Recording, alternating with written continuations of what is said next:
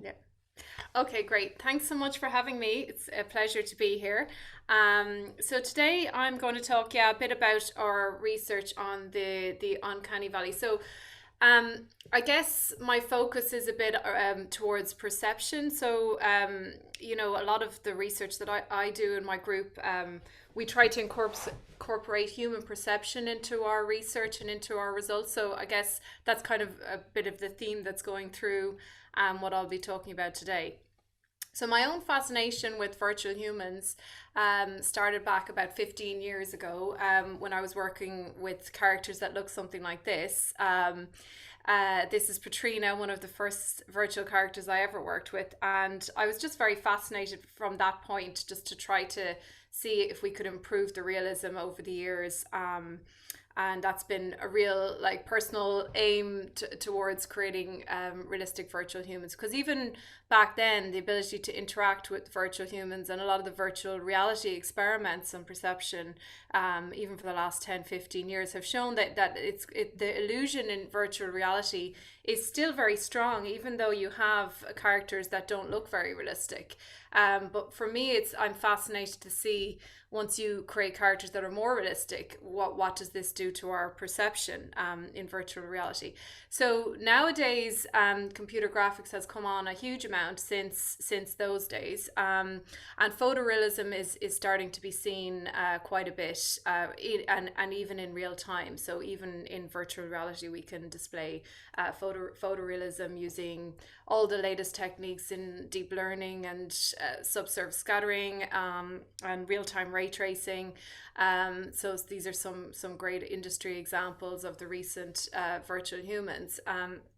That can be used, and virtual humans are very much here to stay as well. There's no doubt that we're increasing our use of virtual humans in recent years. So a lot of the time before, it was just movies and games you're talking about when you're thinking about virtual humans, but nowadays VR interactions, even things like social media and Instagram, and lots of other personal assistance, therapy, student training, even for medical training. We're seeing the virtual humans being used more and more, and I believe that in the next 5 years we're going to become very, very used to speaking with virtual humans in various different aspects of our lives, whether it be in virtual reality or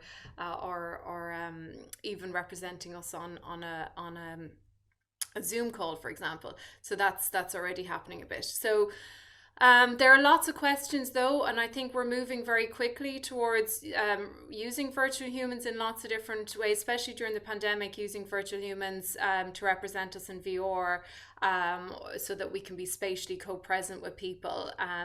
But I do think that there's a lack of kind of understanding and knowledge about the perception of how we're going to, what these interactions mean to us. So when we're talking now about interacting with virtual humans that look extremely realistic, some more industry examples here, it's important to kind of try to understand how that's going to affect the user. So say, for example, if you were in virtual reality and you had a very empathetic kind of a scenario that induced massive amount of empathy in you, would you come out kind of traumatized by that, having seen a virtual human that appeared very realistic?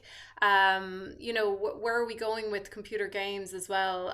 Now, I'm not a psychologist myself, but I do think it's important to look at perception and kind of just get an understanding of what we're viewing when we're viewing a virtual human, and what are the different aspects of it that make up the realism. So what are the components that make the character look realistic or look plausible, or for whatever application that we're interested in, what are the most important attributes that virtual human should have?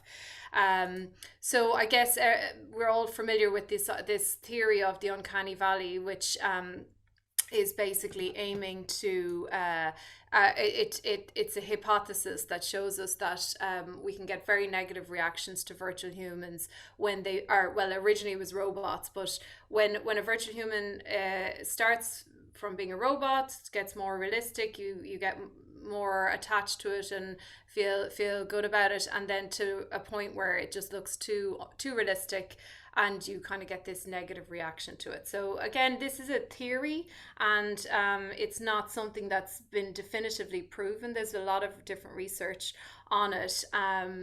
And yeah, so we'll talk about some of our results that we did looking at the different ideas behind this idea of the uncanny valley.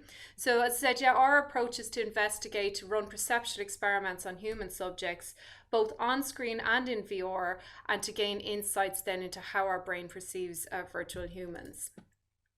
So we use a bunch of different methods. I'm not going to go into a huge amount of detail today because it's a short talk, but we would use different direct or conscious methods. So like things like Likert scale, where you look for subjective responses. So you'll say, or standardized questionnaires investigating things like how present you feel in an environment, or how the illusion of the social presence with the human. So these are all kind of direct measures, and in some ways they're very, very useful, but then in other ways you're directly asking something, so maybe it doesn't give the full impression. So that's why we also run indirect experiments, and this is usually looking at behavioral responses to virtual humans. So that could be about decision making. So for example, if you have a particular virtual human asking you to make a decision versus another one, does it change your behavior? The physiological responses, things like your heart rate or your sweat response, kind of can help you to determine the response you're having. And then we do other things like bias and implicit tests, looking at social cognition. So for today, I'm going to talk about two sets of kind of work. So one on faces, where we're investigating faces, and the other where we're looking at gestures. So faces, I guess, are nowadays the realism of virtual faces is almost photorealistic. But we were interested, back even in 2012, looking at things like the render style, the effect of things like render style on our perception of appeal and realism. So I'm not going to go into a huge amount of detail on these, but just the different conditions that we've looked at over the years to do with the uncanny valley. We've looked at render style. We've looked at the effect of shape, so going from a cartoony to a realistic photogrammetry shape, and all the different types of realistic or cartoony materials. We've looked at all various combinations of them. I think you'll find the one in the top left there kind of creepy, where we combined a realistic texture with a cartoon shape. And similarly, on the bottom right here, we're combining a cartoony material with a realistic shape. We also look very deeply in lighting as well, and the importance of lighting on virtual humans. So just like even down to looking at the contrast, the darkness of shadows versus the brightness of the key light. We investigated that for realistic and cartoony characters. And more recently, with the MetaHuman release, we've been looking at things like resolution. So if you render your characters in high detail, lots of geometry and really high res textures versus lower, how does that affect your perception? So a lot of these experiments, we did a bunch of different direct measures, but also indirect measures over the years, trying to really hone in on what are the aspects that are affecting our appeal, or what are the aspects are affecting our illusion of realism. So how we actually feel that they're realistic. I'll come to the results in a second. This one now is our more recent study. I don't know. So can you hear my sound? It's so terrible to see her like that.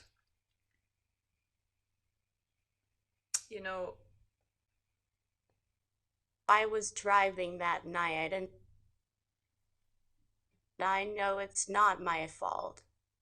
I know the other driver was drunk, but I still can't forgive myself for the accident. And so this is just an example from our recent study where we're looking at photorealism and the effect of voice. So again, in the uncanny valley, there's a lot of theory around if you have a mismatch in appearance, any mismatch, whether it's between the movement or the voice or the appearance. So in this case, we were looking at photorealism and if the effect of of a kind of a text to speech voice. So something that you would very typically see with a virtual human, a kind of a state of the art text to speech voice, and to see how that affected your overall perception. So we were looking, in this case, we're looking at the effect of empathy. So whether or not, so say for example, you were in a virtual reality scene with a character, and a character approached you, and that character had been in an accident, or had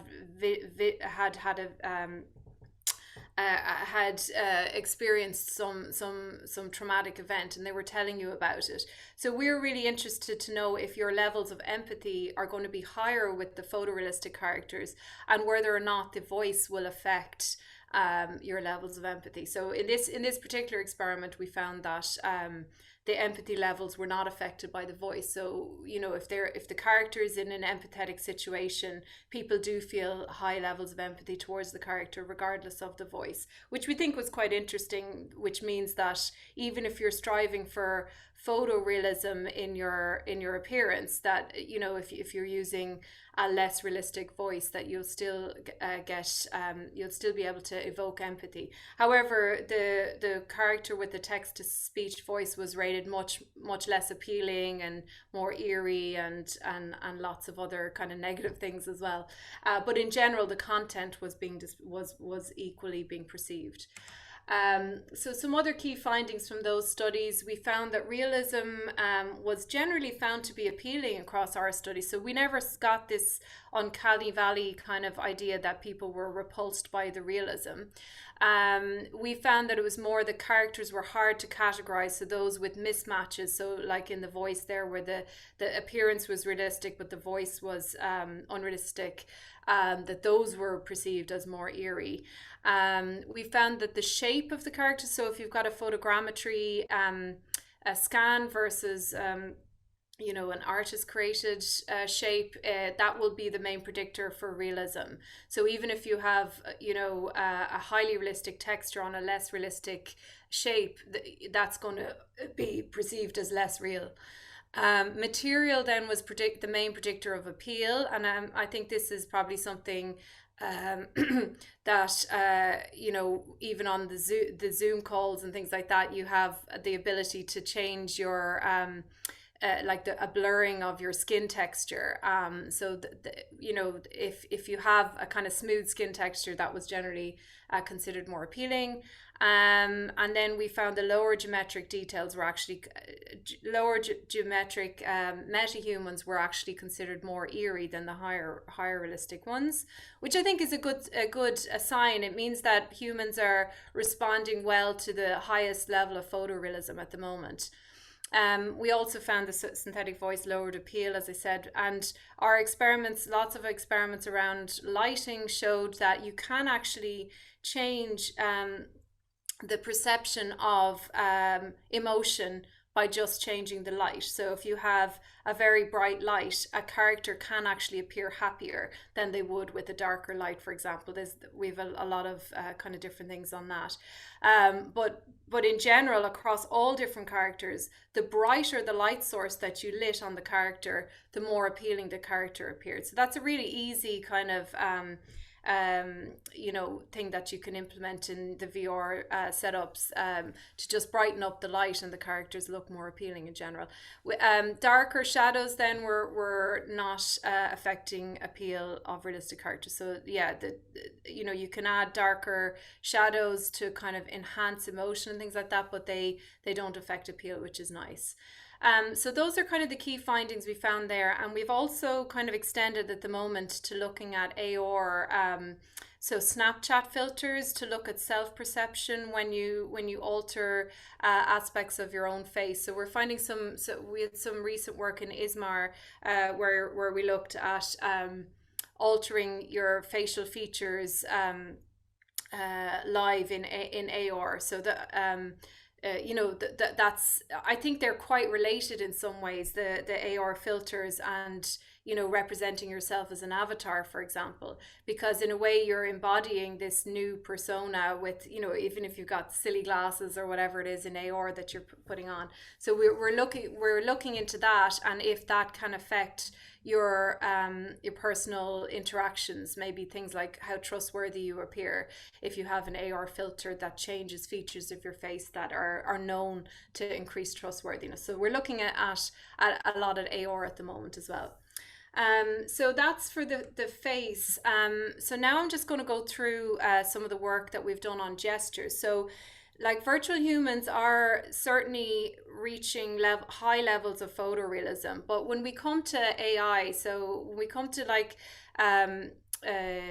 you know humans have virtual humans being able to interact with you, so being able to gesture while they're conversing or being able to converse even, those are the aspects that still require a lot of work. And we've kind of come through a journey looking at gestures and how to generate realistic gestures that match the speech of a virtual human. So I'm just going to go through that a little bit and focusing in on the way that we use perception to try and augment our results as we go along.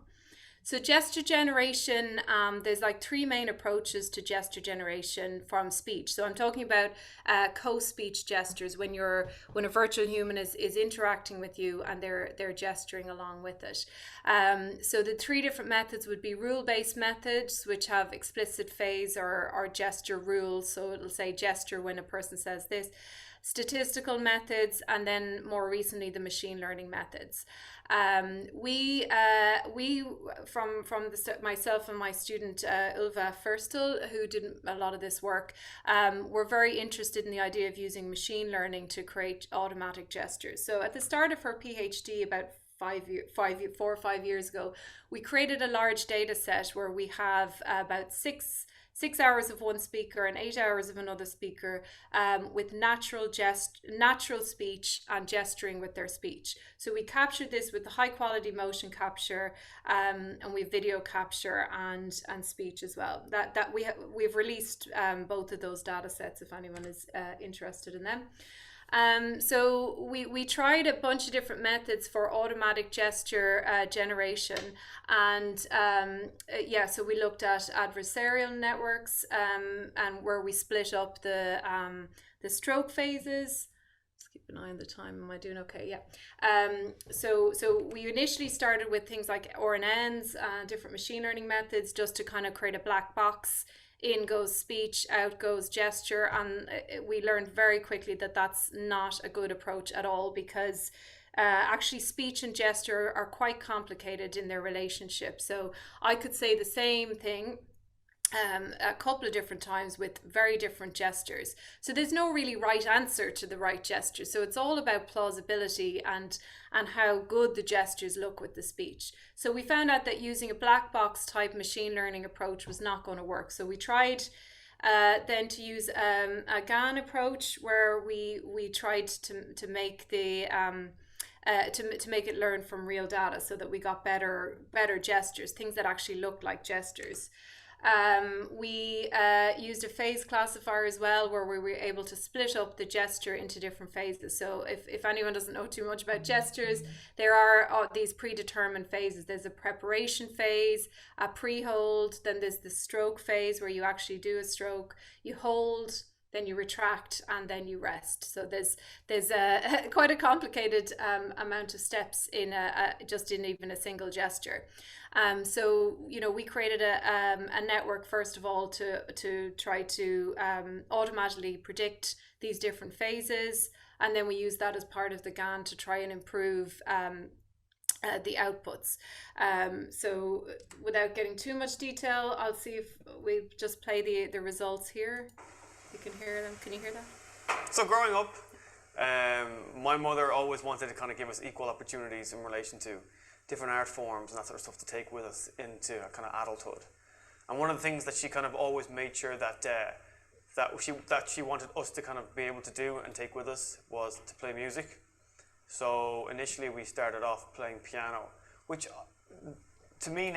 So that was the results from our GAN, and as you can see there's we're not having a real problem around regressing towards a mean pose, but we are certainly not getting really defined gestures, you know. So there's kind of a sense of it doing the right thing, but it's not really defining very very strict gestures. So from there we went back to the theory of gesture from McNeil, which has this growth point theory, which basically says that speech may give us an indication of the underlying intention that inspired the gesture, but may never fully predict the gesture expression.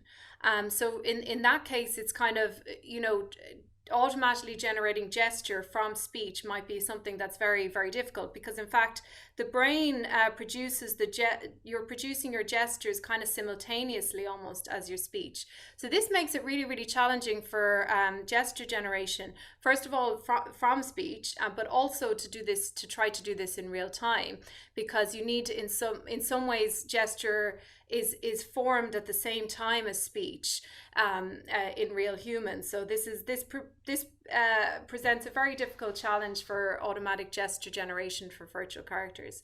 But we wanted to look a bit deeper, and we wanted to use perception to try to understand things a bit better. So we we wanted to know which aspect of the gesture output are well correlated with the speech input, or the speech output. So whatever the speech, what are the features of the speech that can predict the features of the motion. So we tried this we wanted to see both perceptually and both for prediction using machine learning, how well the speech features correlated with the motion features. I'll just show man in New Zealand's backline. Here. I mean, he's been around for years and years and years. Turn that off, but you can see here that what we did was we artificially, for the perceptual study, we artificially changed some of the motion parameters, things like the acceleration, the initial acceleration, we decreased it and we increased it. Here's another example, might be a bit easier to see. So the arm swivel, we had the original arm swivel, but then we increased it. Just to see if these changes in parameters would affect how well people perceived the match between the speech and the gesture. And we felt I'm sorry, just letting you know, 2 minutes left. 2 minutes, okay, great.